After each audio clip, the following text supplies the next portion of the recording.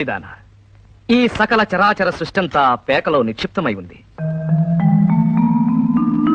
ఉదాహరణకి పేకలో 2 రంగులు, ఎరుపు నలుపు.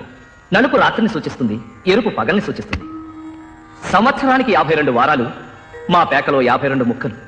సంవత్సరానికి 365 రోజులు, మా పేకలో 365 చుక్కలు.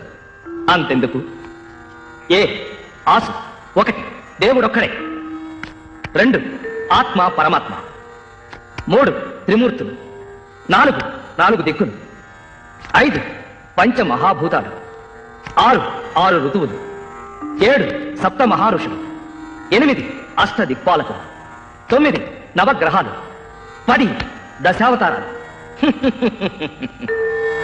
J for Jesus, Q for Quran, K for Lord Krishna. సకల మతాల సమ్మేళనం మా పేక పురాణం.